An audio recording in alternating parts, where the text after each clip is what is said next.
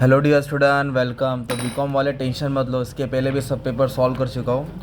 तो अभी एक एटी का पेपर था लास्ट ईयर का, तो ऑप्शन ब्लैंक्स भी है और ट्रू और फॉल्स भी है और समझते हैं। तो AS 14 is applicable for investing accounting, false. AS 13 होता है बच्चे लोग। Partly paid up share can be bought back, ये तो गलत है भाई, क्योंकि बाय बैक के लिए फुल्ली पेड अप शेयर होता है।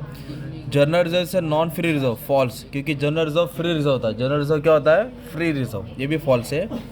Sundry creditor are shown in trade payable, yes ये ट्रू है ना। सन्ड्री क्रेडिटर और बिल्स पेबल आता है, ठीक है।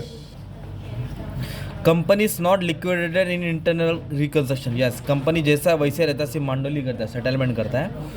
कंपनी हैज़ टू स्पेंड 5%, गलत, 2% देना पड़ता है। कितना परसेंट? CSR में 2%। Ethics are rules which should be follow by all, ethics are rule नहीं हर कोई थोड़ी फॉलो करता है, सब अपना अपने हिसाब से होता है ना।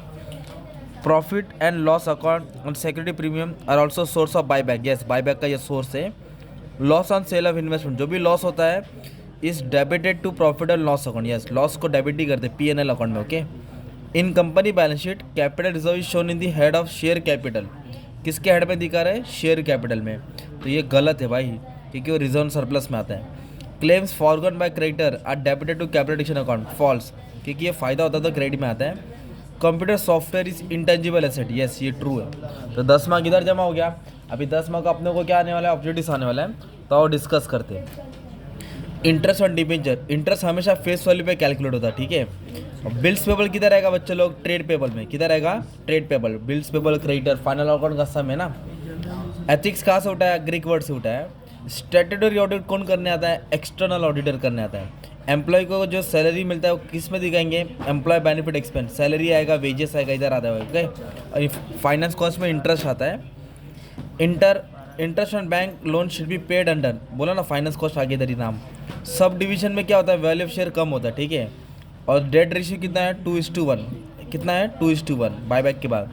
सरेंडर मतलब अपना चीज़ दे देना। Giving up position of share, अपना शेयर छोड़ देना। डिविडेंड ऑन इक्विटी शेयर तो पेड अप कैपिटल पे मिलता है। और जो before buyback of share must be fully paid up, buyback होने से पहले शेयर फुल्ली पेड अप होना चाहिए। चेक ऑन हैंड मतलब चेक बोले तो बैंक बैलेंस, तो वो कैश एंड कैश इक्विवेलेंट पे आएगा। ये तो तुम्हारा 20 मार्क का ऑब्जेक्टिव हो गया। अब जो तुम्हारा पेपर पैटर्न है ना, इधर से चालू होता है। तो जो पहला सम आएगा फाइनल अकाउंट आएगा, ठीक है। क्या आता है? Final account. तो इसमें दोनों बनाना पड़ता है, तो मैंने अच्छे से अपलोड कर दिया हूँ।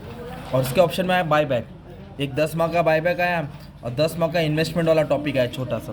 तो फिर या तो 10-10 मार्क का 2 करो या तो एक 20 मार्क का करो। फिर आएगा तुमको 20 मार्क का, फिर वापस 2 आएंगे, एक 20 मार्क का इन्वेस्टमेंट आएगा, खतरनाक वाला आएगा, बड़ा एडजस्टमेंट।